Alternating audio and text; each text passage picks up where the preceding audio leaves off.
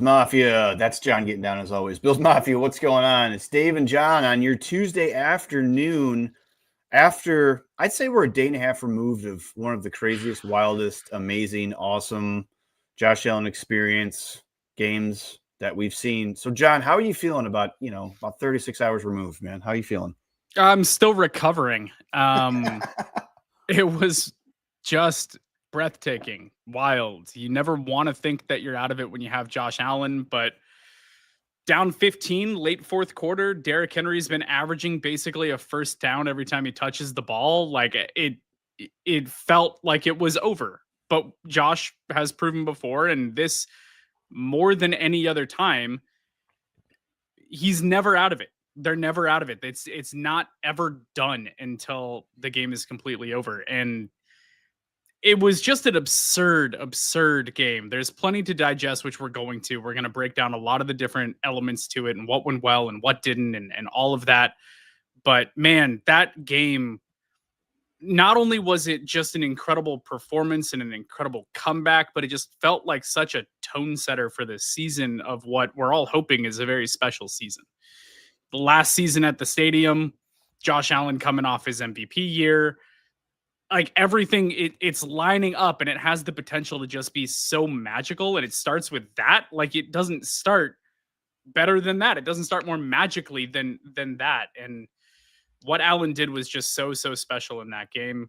I'm excited to break down all the different, details of it. But you knock out Baltimore in a game that Baltimore had every right to win. They should have. Kansas City lost against the Chargers. Like you get a leg up on that season-long race for the 1 seed to hopefully be a home field advantage in Buffalo throughout the playoffs. Yeah, too.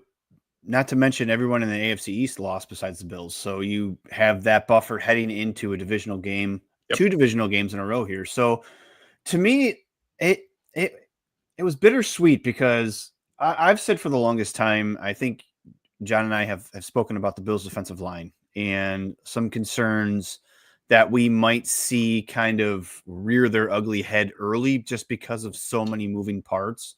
How it has been constructed. John went deep into how it was constructed last time we spoke about the one tech, the size, the space stuffers, all that stuff. So to me, like John said, getting this type of game out of the way early, I hope that that's a good omen for this team. I hope getting one of these games where you needed every single bit of Josh Allen and his arsenal to come back and win after being down 15, just seemingly not being able to stop Derrick Henry and not being able to do anything defensively. And then the first half too with the offense, and we'll get into it, the first half too with the offense, it just seemed like they were very stagnant. But then you saw a little glimmer of hope towards the end of the half with that drive that Josh put together for the field goal. So we're going to get into all of that. We're going to talk about offense, defense, good, bad, ugly, indifferent, everything in between.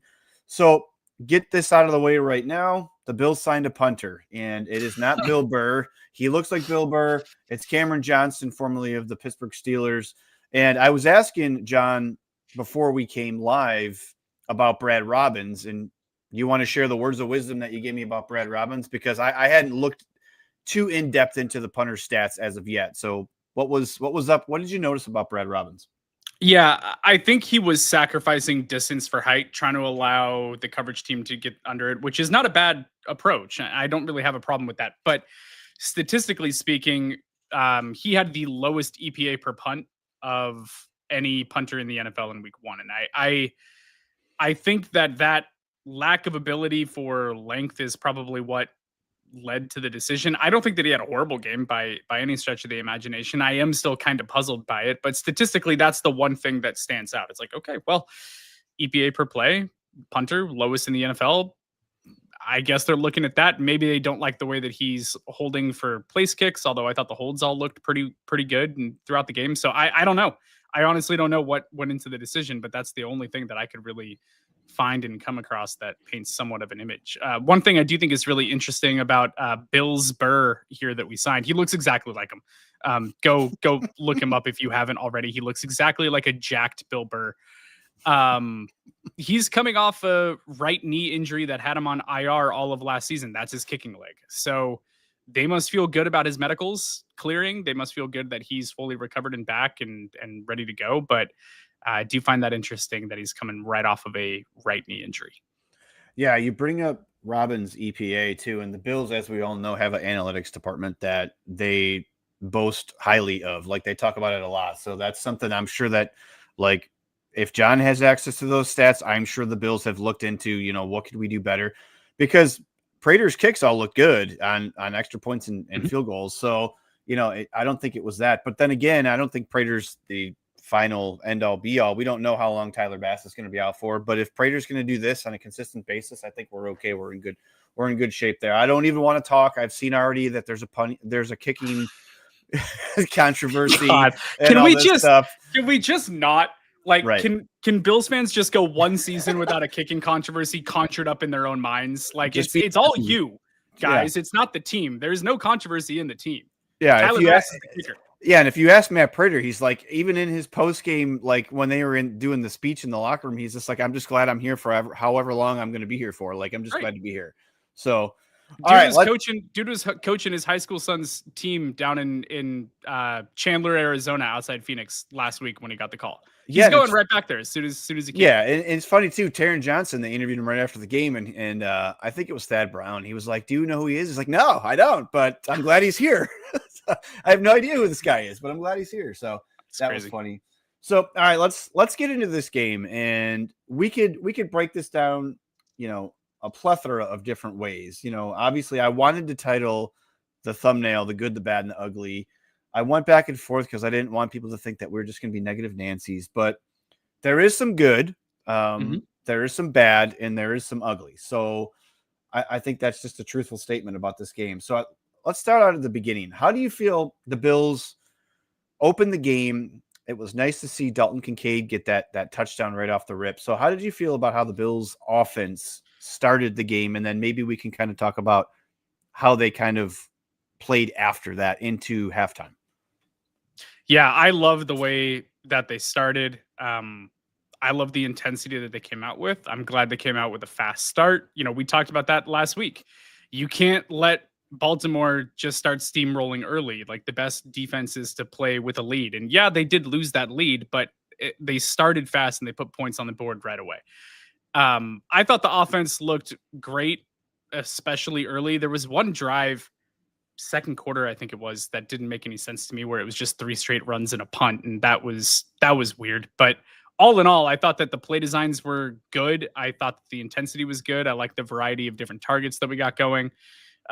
Joshua Palmer fit right in, instant impact. Love seeing him out there. I think that he's going to be a great weapon on this team this year. Dalton Kincaid, pancake block was just beautiful. Yeah. Thank you, Dalton Kincaid, bringing the juice, and then they reward him with the big touchdown early too. So all in all, I think the offense started fast. I think Josh looked like he had a little bit too much juice, missed a couple throws high, but started to get into the flow of the game and really start ticking. Yeah, you're talking about that. I've watched the all 22, and I've watched the pancake block like probably 10 times, because that was the point of emphasis from the head coach, the general manager. You need to bulk up. You need to, and everybody in Bills Mafia all off season was talking about, oh, look at this photo of him jogging. He looks like he's gotten skinnier and all this stuff. So Dalton Kincaid's going to be fine. I said a couple weeks ago, I think this is going to be a rejuvenating year. I'm not saying he's going to break out into a top 5, top 10 tight end, but I think this is going to be a year where we're going to actually see why the Bills drafted him, and he's going to be a more surefire thing for Josh Allen. What I also thought was weird, you mentioned that drive in the second quarter when they had the 3 runs. You have Josh Allen. It was 3rd and 1. Why are you not doing the tush push? We all hate the tush push, the Buffalo shovel, whatever you want to call it. Like, to me, that was, and that play got blown up. Spencer Brown got blown up on that play. So it was like, I don't know why. Just go with tried and true. We saw this in the game in week 4 last year. We kind of saw the Bills struggle a little bit in the divisional game. It seems like all the stuff that they were doing at or behind the line of scrimmage just wasn't going to work against the Ravens. Like, maybe talk about a little bit how the Ravens defense was able to just kind of shut down the Bills after that first successful drive with the bubble screen to Keon Coleman or to Dalton Kincaid on 3rd and 7 or 3rd and 8. Like, talk to me how you think the Ravens defense did on that, in the first half to kind of eliminate Josh and all the receivers getting open downfield. Honestly, the Baltimore secondary is just so good. They vary their approaches. They varied their looks. You have arguably the best safety in the game back there for them, and he makes all the difference in the world. Kyle Hamilton, his range, his ability to close on things, to identify what's happening, is just such a weapon. Like, it is an unbelievable advantage that they have with him back there. I think the way that they disguised certain coverages and rotated things a little bit around and utilize Kyle Hamilton does a really good job of making things difficult. I also think the offensive line could have performed better. We were talking about that a little bit before we came on. I think by shutting down the run, by the offense not really being able to get James Cook going on the ground for much of the game, it makes it a little bit one-dimensional and predictable. And like you said, it feels like everything they were trying to do at the line or behind the line wasn't really working. The push just wasn't there from the offensive line, which is slightly concerning because it was a really dominant unit last year. It's the same unit. You return all the same pieces. But Baltimore is an elite team. This is a Super Bowl caliber team. You're going to struggle with them. You're not going to just be able to push them around and do whatever you want. And that showed. It was just a hard-fought game. They won some battles. They lost some battles. And I think that Josh, in the play calling, I think that they could have given him a couple easier looks at times in some of those third down situations. But all in all, I really think it's just the Ravens secondary's ability to key and trigger and fly downhill. They don't let those screens go. Like, those little things where you're like, oh, I can just get it to the playmaker over here, get him the ball, and he's going to go pick up 10 to 12 yards. That doesn't work a lot of the time against Baltimore. It's really, really tough. You have to get open against Baltimore and make your yardage that way. You're not going to just get cheap yards off them. Yeah, I think we were all saying the same thing. It's like, stop throwing screen passes. It's not working. Not going to work. It's not, because you throw it to a different guy doesn't mean it's going to work. On top of the fact is, there was a lot of times too, and I don't know the pre-snap motion stuff, if guys were being motioned the wrong way, but it seemed like when they threw the screens, there wasn't a wide receiver or a tight end out there to block. It looked like it was just, they tried to pull some linemen in that direction, and we're hoping that by the time Josh got the ball out there, it was just going to be quick enough for them to get past the line of scrimmage. But yeah, it just didn't seem like that stuff was working. And I'm glad, excuse me. And I even dropped a short today, like talking about, I think at halftime, it looks like Joe Brady just completely flipped the script. Now, obviously they needed points, and they needed points fast, but yeah, that looking at the film and all those play callings from the first half, minus the last drive, that don't look at that ever again when you're playing the Baltimore Ravens, because that's not going to work. So I did kind of want to talk about, and we're going to talk about the Bills defense overall, because obviously when we talked last week, we talked about Derrick Henry, getting him going, and that happened last year in week 4. We all know he had 200 yards. I thought he was going to go for 250 in this game. Things changed in the second half, but yeah.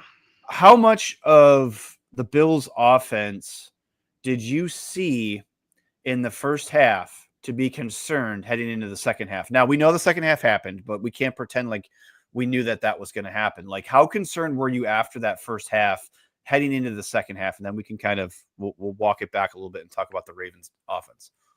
In terms of the Buffalo defense? No, so after the Bills first half, I think Josh had like $130. They had no ground game. What was your concern level heading into the second half? I was pretty neutral. This is a team that I trust their halftime adjustments. So it wasn't perfect. $130 ain't bad. He was doing okay through the air. I felt like they picked up some chunks in places, especially that drive right before halftime that added, some good yardage chunks for him. But all in all, I think my biggest concern was the lack of the ground game. We were talking all offseason, and that's just a general about all of Bills Mafia, how it sounded like and seemed like this offense was going to go to more play action. Like, we thought that was going to be something that was more heavily utilized in this. They were a bottom 10 team in terms of play action rate in week 1. It just wasn't there. And part of that might be because they didn't get the ground game going. Maybe they wanted to go to play action, but they couldn't get the run moving and force Baltimore down into the box more and then go play action off of that and create more opportunities that way. That's entirely possible, but that's definitely a trend that I want to keep watching going forward. But all in all, I'm never really that worried about the Buffalo offense specifically because you have Josh Allen. And I think that that's just kind of what it comes back to. I didn't feel great. They weren't having their way, but there were some good things that happened, some good chunk plays that they were able to dial up. I thought largely the blocking was pretty good.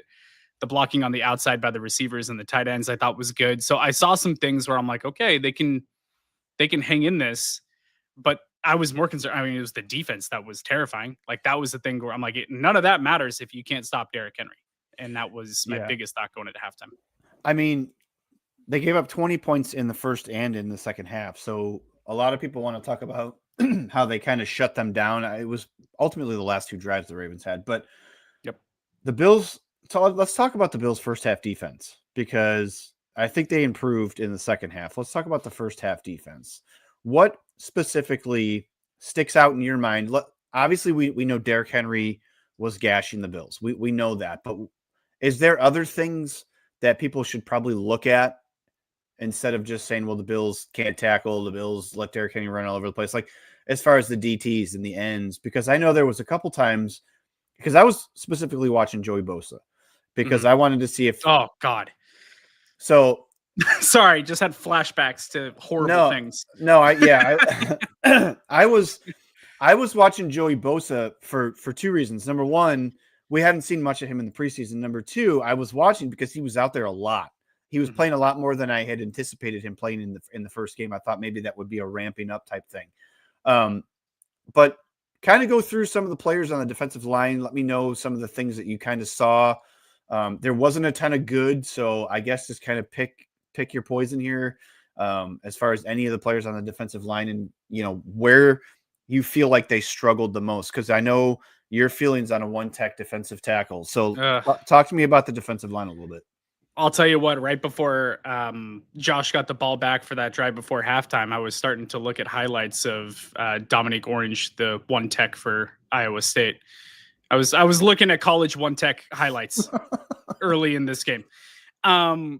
Just to feel something, to watch a defensive lineman actually anchor. I'll say this about the defensive line. Ed Oliver, phenomenal game. Incredible. Yep. Made some disruptive plays, came up with a huge fumble forced late. Really cut through effectively in a lot of times. But even that is kind of just more of, how do I say this? It's almost a problem that that's the way that Ed Oliver won every rep because that's the only way that the entire defensive line wins every rep. You're trying to penetrate and cut and slash and get north-south to try and force Derrick Henry to go east-west. But if all of your defensive linemen are doing the same thing, right, you're creating gaps and Henry's just blowing by you at a full sprint and picking up 15 yards before one of your safeties that's 70 pounds lighter than him is trying to tackle him. That's a problem. Yeah. So Ed Oliver had a phenomenal game, but my biggest thing, I've been here for 3 weeks in a row now, and apparently I'm just talking about one techs every week on this show, but the defensive line as a whole didn't have people that were able to anchor and hold their gap integrity against the Baltimore offensive line. Baltimore's offensive line is great. Like, that's not an easy task, and I'm not saying that it is. But time and time again, especially the interior guys, Daquan Jones just didn't look like he could drop an anchor to save his life in this game. He was getting washed out, like, consistently. I think Bill's Wire said Oliver will have a career year. If he plays like this all year, he will. We've seen Oliver be inconsistent at time, and that's a whole other thing. So hopefully Oliver raises his consistency and his production this year. Absolutely. But this defensive line as a whole, I thought there was largely poor contain on the edges, and that's why I grimaced loudly about Joey Bosa, because I saw him just get absolutely torched by Lamar Jackson. He made up for it. He got one. He made up. He got one. He did. He did. But before that, I was like, oh my God, can you set an edge, please? Yeah. Yeah. So struggling to set edges, struggling to anchor in the middle. They were just getting blown. Like, the Ravens offensive line was bullying them. Other than Ed Oliver cutting through, basically no one else on the defensive line made a large impact on this game. They were getting pushed out of the way, and the Ravens were just saying, let's open a lane here, and doing it at will. And that to me was terrifying. This is what happens when you have a defensive line that is entirely constructed of slashers and three techs and not big guys that can drop an anchor and hold their own against a double team. So it's still very early for a lot of these. It's game one for these rookies, and these rookie defensive linemen had to go against arguably the best offense, easily the best rushing offense in the entire NFL in their first career game. So we'll wait and see. They need to develop. They need some time. TJ Sanders, I did not think had a great game.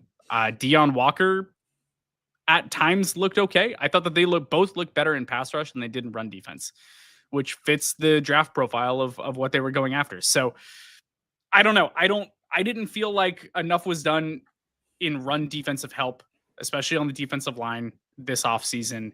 And that showed up in an absolutely massive way early. Derrick Henry averaged, let's pull the number. I have it right in front of me. 9.4 yards per carry. Yeah. 9.4 yards per carry. Almost a first down every time he touched the ball, with a long of 49 and 2 touchdowns.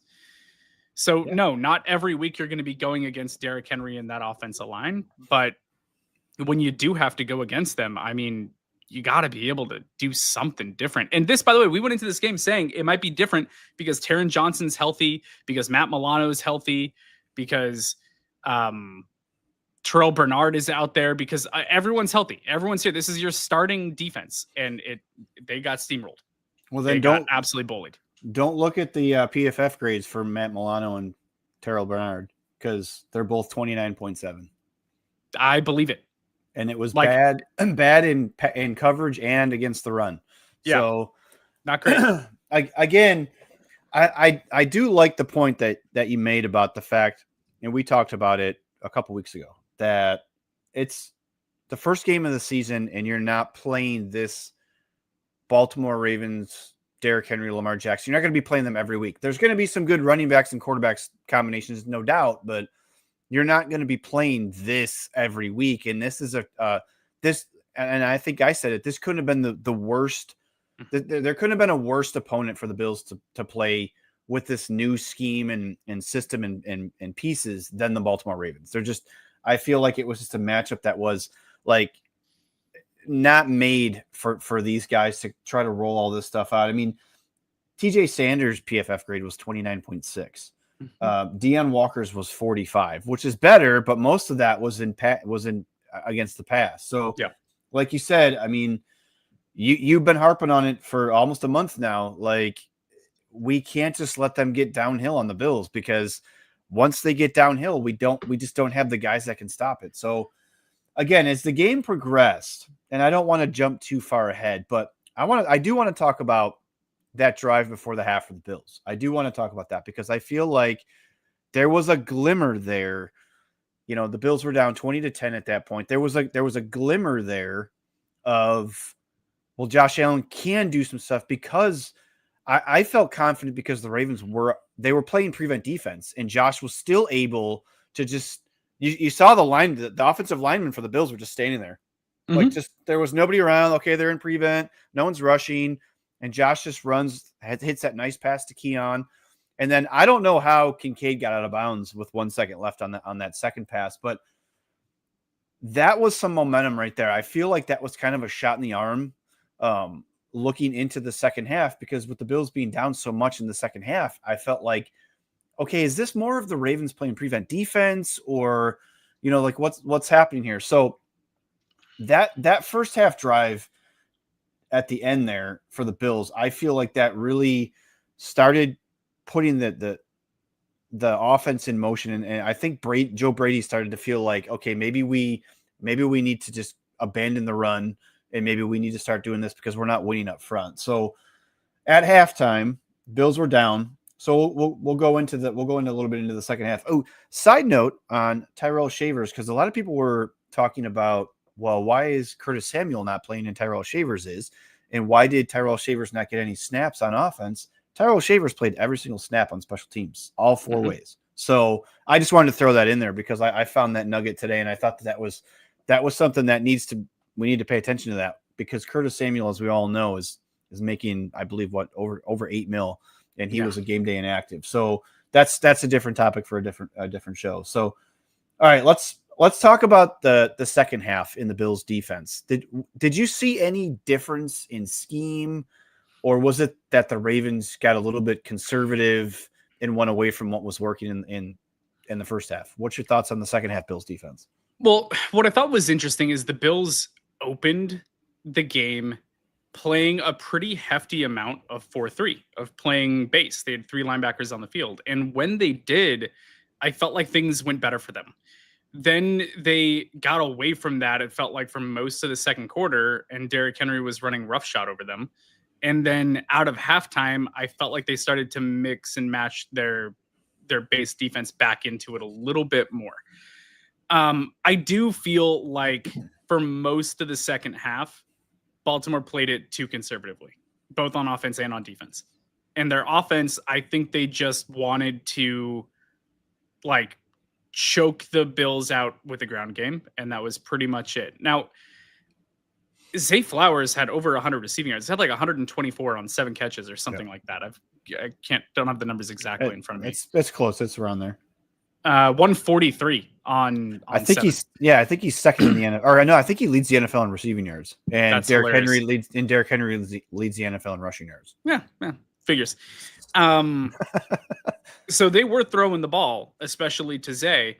But in the second half, they really got conservative and tried to get away from it and just run and run and run. And honestly, I don't blame them. With as effective as they were running the ball, it makes total sense to do that.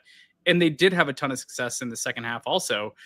But the Bills managed to come up with stops, and Baltimore shot themselves in the foot with penalties. Yeah. To the point where it stalled out some drives, and you gave the ball back to Josh, and then Josh would do his thing. And, they didn't stop moving the ball on offense in the second half. They were still effective at scoring in the second half. They still scored 20 points. Right. But it was just enough at just the right times, where a penalty here or a stop there, or Ed Oliver crashing through the offensive line for a negative play every once in a blue moon was enough just to stall them out.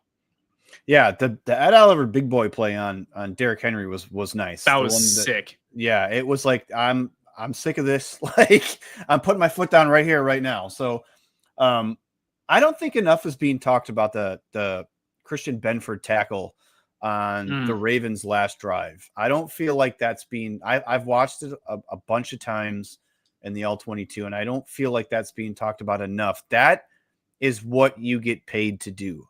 Covering players and getting interceptions and stuff, that's, of course, is important. But that I think it was 3rd and 7, to stop Hopkins short 2 yards of the first down and just open field tackling, like textbook open field tackling to cause the 4th down. So that was really nice to see. Obviously, Ed Oliver causing the fumble on the drive previous to that one. So the Bills did have a couple players that did step up, and it's not going to get highlighted because of everything that Josh Allen did. So I feel like sometimes when we talk about Josh Allen and we talk about all the 251 yards passing in the 4th quarter and all the rushing touchdowns, we also have to talk about some of the other stuff that the offense did. And I want to spend a couple minutes kind of talking about the players that stepped up and made plays. James Cook on that little dump off pass that he took almost to the house. I think it was 51 yards. The nice pass that I just made you go and watch. Right before we came on, from Josh Allen to Joshua Palmer, the game from Keon Coleman, things like that. So what did you see in the second half that has you kind of optimistic about, man, can this offense even be better than last year? Now, it's week 1, and I've told myself that for the last 36 hours, I'm not going to overreact on the defensive side, and I'm not going to overreact on the offensive side. But you can't be feeling anything more than positive about this offense, because I didn't think that Josh Allen was going to come out and throw for 394 yards on the Baltimore Ravens. I just didn't feel like that was going to happen. He didn't do that last year to anybody. I mean, he had the big game against the Lions, but I feel like this is a good sign because we were concerned about how these new receivers and how Keon was going to evolve and if Kincaid was going to evolve. You know, so talk to me a little bit about how you feel about the Bills offense after the second half, after the game's over, how you, compared to last year, just evolving going into the rest of the season. I feel great about the offense. I feel like this offense can beat you any way that they want to. And if something isn't working, they have the ability to pivot to something else that will. And I think that that makes them ridiculously potent. The ground game didn't get going. James Cook only averaged 3.4 yards a carry on 13 attempts. His longest run was 11. That's not terrific. It just wasn't going as effectively as they thought it would. So what did they do? They got James Cook going in the passing game, got him that dump off that he took for 51 yards. But the passing attack as a whole, Keon Coleman looked great. And we got to give Keon some flowers here because he looks like an X. He looked great. He was leaping out of the building. He was boxing people out. He was creating space. He was using his body. He was doing all the things that you want to see Keon Coleman do, to the tune of leading the team in targets. He had 11 targets on the day, 8 receptions. Both of those were team high, 112 yards, team high. He was the top receiver on the day. And he looked phenomenal. And I'm so happy to say that because him doing that against this Baltimore secondary, that is not an easy task. So I feel great about having him out there. I'm really excited about it. Yeah. Glad Keon got tripped, so he landed 100%. On Baltimore 9-yard line. He was a shoestring away from 140 yards and 2 touchdowns. Like a shoestring. It was so close. So he looks phenomenal. Palmer comes in, immediately gets 9 targets. Tied with Khalil Shakir for second most, James Cook with 5, Dalton Kincaid with 4, nobody else with more than 2. And what I want to highlight here is the usage.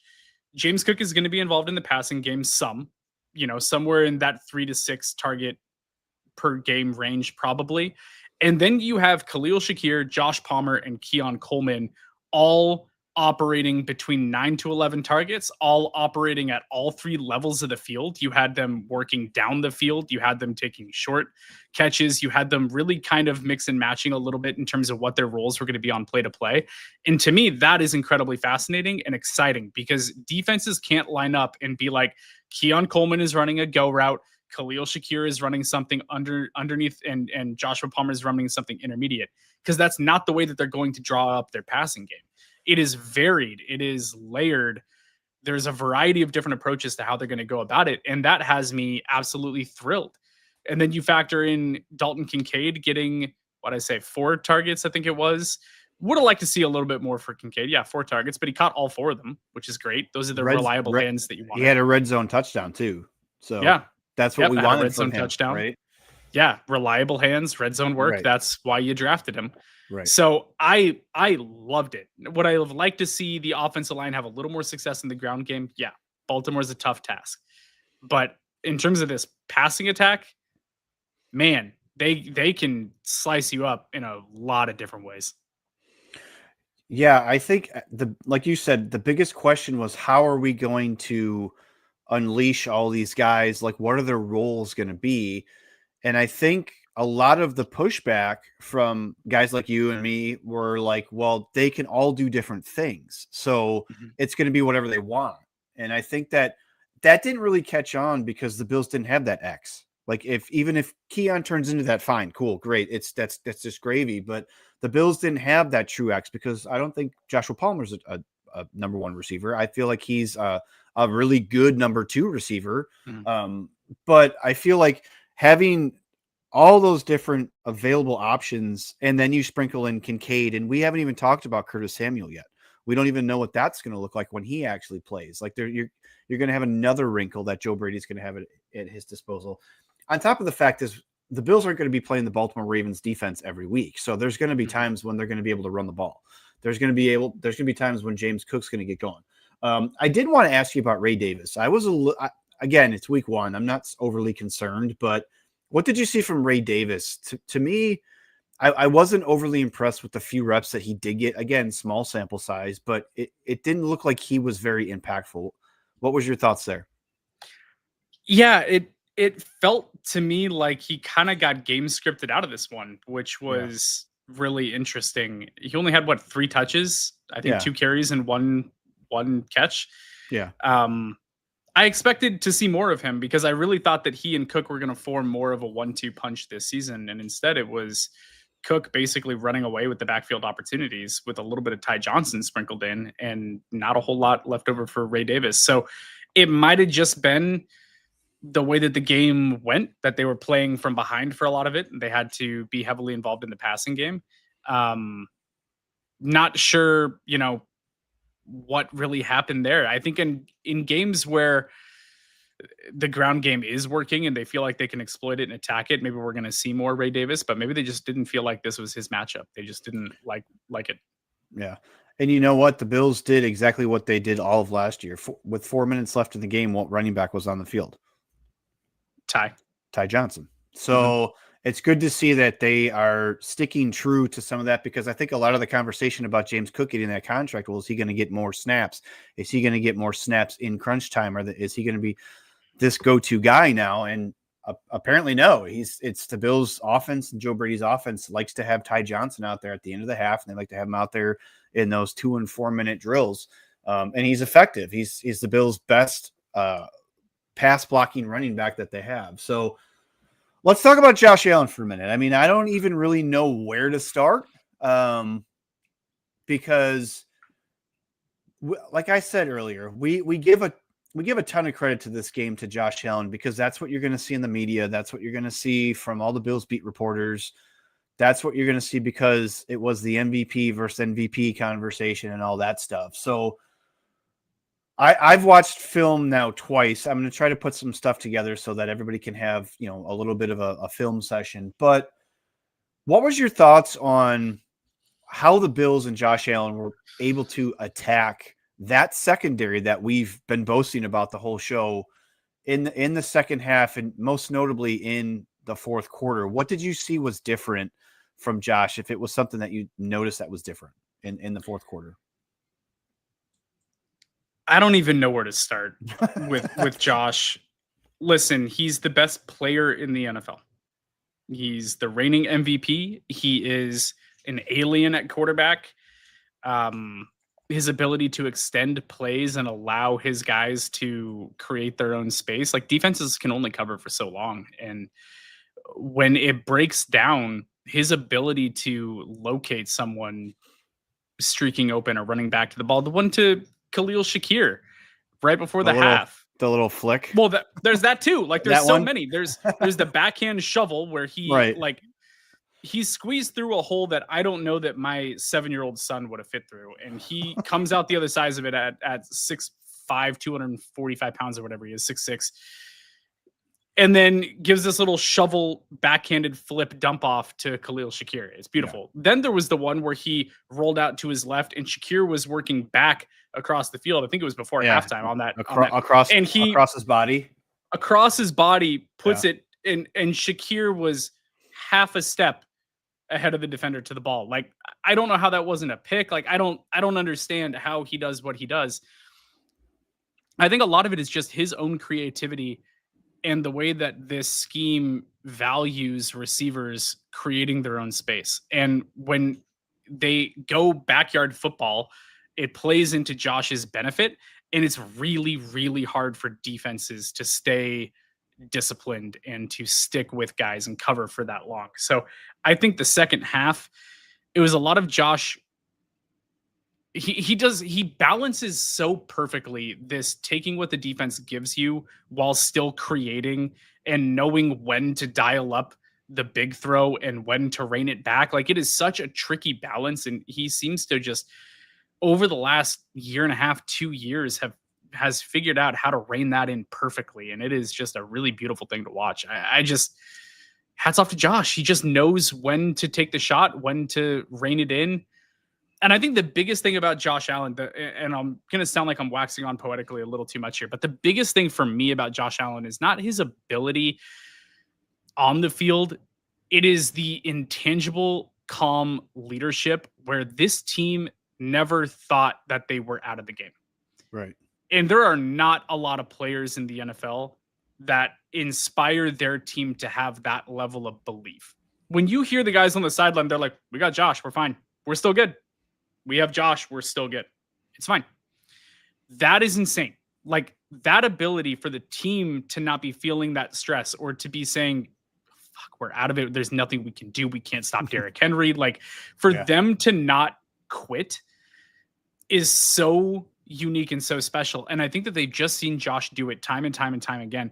And maybe the game hasn't always gone their way. Maybe it hasn't led to a win, but they've made some crazy comebacks that have come up just short. There was the 13-second game against Kansas City. Like, they've seen Josh go out there and put them in a chance to win time and time again. And they always feel like they're in it and they have a chance. And that, to me, is the best thing that Josh Allen does for this team. Yeah, they had them mic'd up on Joshua Palmer, and we talked about it before I came on, and I think somebody commented on it here earlier in the chat. Joshua Palmer asked Khalil Shakir, and this is real. I'm not making this up. This is real. He asked Khalil Shakir, hey, when do we step it up? I watched a lot of the Bills last year because I was coming to the team, so I went and watched a lot of the offense. Like, when are we going to pick it up? And Khalil Shakir calmly looked at Joshua Palmer and said, we have Josh. Just wait till the fourth quarter. And he couldn't have been more accurate. Like, that's saying a lot. Now, I do have some concerns because, again, I don't want to overreact, but my PTSD brain is telling me that we can't do this every week. We can't rely on Josh Allen to figure things out, or Joe Brady and Josh Allen to figure things out in the third and fourth quarter, because there's going to be teams and opposing quarterbacks that are going to be good enough to 1-2 punch and beat you. So I don't want to overreact. I think we just take it with a grain of salt. It was a great game. Like you said, there have been so many times that we have been on the other end of this. I was thinking about the game against the Vikings when the Bills were winning and all they had to do was they had to get a kneel down or a first down, and then they fumbled, and then this and that happened. So 13 seconds, obviously. But what a nice way to open the stadium in the 1,000th Bills as a franchise game. A lot of people didn't know that was the Bills' 1,000th game, and the final game to open the season at Highmark Stadium. So I don't know, man. I don't believe in like all this voodoo and stuff, but maybe it's a sign. Like, maybe this is a way that we just kind of get this out of our system. Maybe we just we knock this one out of the park and then we just kind of move on, because I mean, the Jets have Breece Hall. It's not like they're not going to go up against a really good running back, and Justin Fields is not as good as Lamar, but he's very athletic and mobile quarterback who had a really good week 1 against the Steelers. So we'll have to see what the Bills do in practice this week. And how they kind of move things around, because Joey Bosa said after the game, he's like, I have a ton of stuff I need to work on. So they know that giving up 40 is not going to cut it in this league. So, but again, you're not going to play the Ravens every week. Week 1, I think you and me both had some concerns.